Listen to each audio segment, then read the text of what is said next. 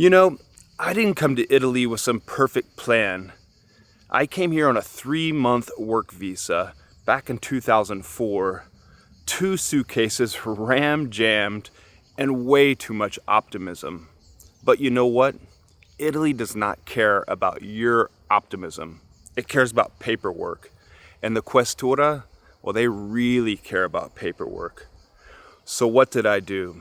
I started my own business, partita IVA, baby, just to stay in Italy. Survived off panificio sandwiches, and I wrote articles for anyone who would take them. And guess what? I'm still here in Italy. Oh, and wait till you hear later how, just to make ends meet, I rented out a spare room in my apartment. Spoiler alert, the landlord, he was not a fan.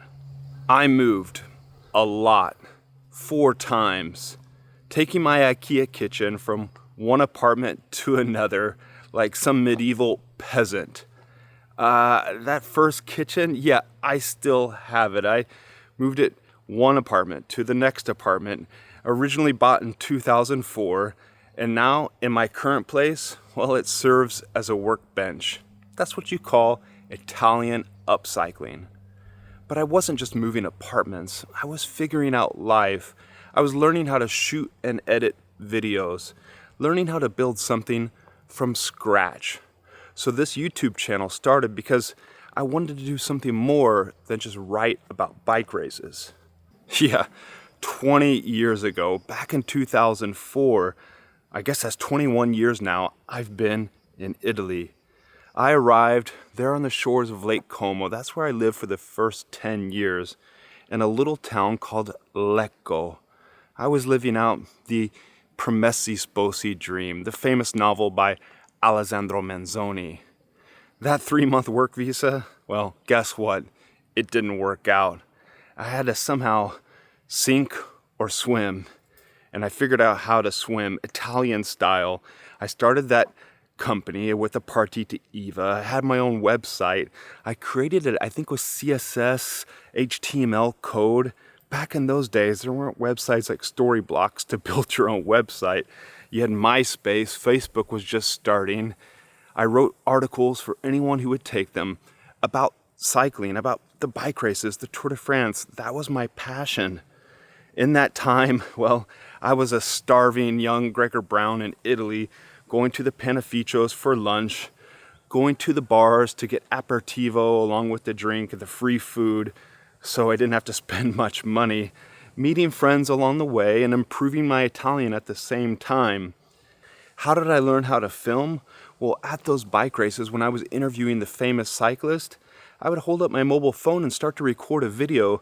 Then I'd got a professional mic to plug into my mobile phone so I could get better quality. I eventually got the first version of the DJI Pocket so I could film on that with a gimbal. I think before that I had my mobile phone in a gimbal from DJI.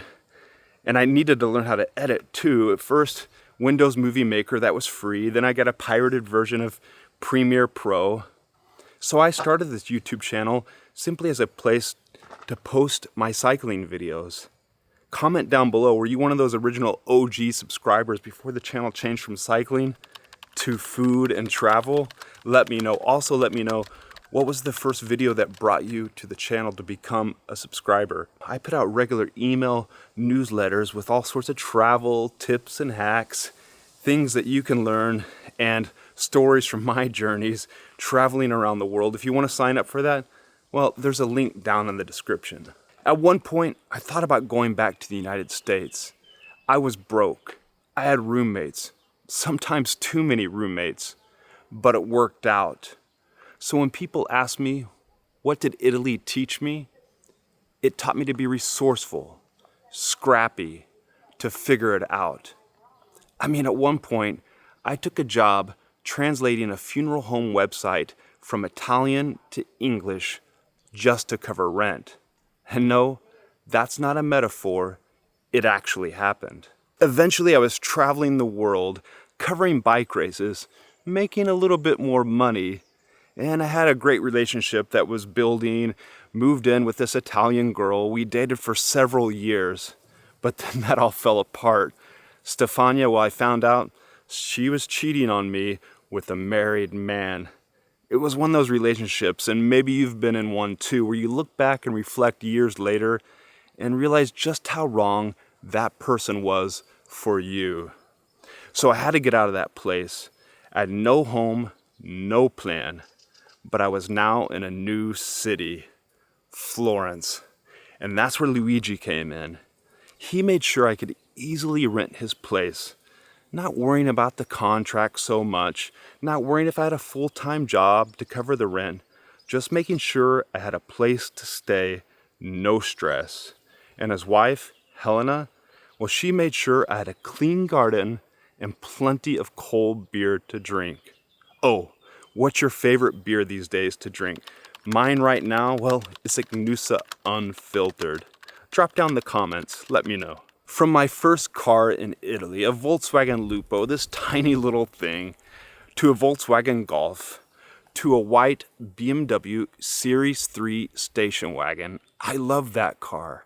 And now, nothing. Well, a rusty city bike that I'll probably gift to my Swedish friend Marcus when I move away. But I've never felt lighter.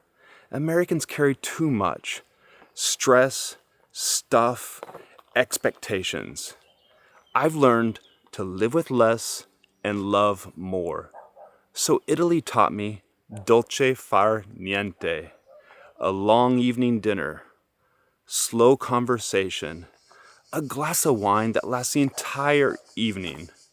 When Americans visit, they're looking at their wristwatch as soon as the plate of pasta arrives, thinking about paying the bill. So I want to say, slow down. This is the good stuff. I studied math and statistics at the university, but I got my master's and doctorate at the School of Hard Knocks, learning how to interview, to shoot, to edit videos, to build a YouTube channel. And trust me, all of that experience is way better than any university degree. But I built this YouTube channel. I can still remember that first non-cycling video. I just took my city bike, went down to the coffee shop, met my friend Jenny, had an orange juice and a brownie, and that was it. Now serving up those videos to people who love travel, love food, to people like you who maybe love my personality too. So Italy taught me all of this. It gave me the experience, the lessons, not to rely on the Italian economy, to be scrappy, to be resourceful, to do your own thing. Maybe you want to become a patron. Yes, I have a Patreon account now. You get early bird viewing on my videos, plus the good feeling of supporting me grow this YouTube channel. Thank you. Grazie. Look, I didn't get the life in Italy that I came here looking for, but I got something much better. Lessons I never expected. How to live, how to hustle, how to slow down, and enjoy the life you built. So, if you're dreaming of moving abroad, of doing something new, don't wait for it to be perfect. Scrap, adapt, be curious, eat the bread, talk to the strangers, figure it out as you go. And do you remember earlier when we talked about finding my home in Florence? But you would not believe how old this place is. Seriously, stone walls, a Cold War flame heater, and a secret garden out back. So check out this video next. My home tour, my Italian life, unfiltered. Check it out there. Oh, and where we're at today, we're in the far south of Italy, in the heel of the boot, the region, Puglia.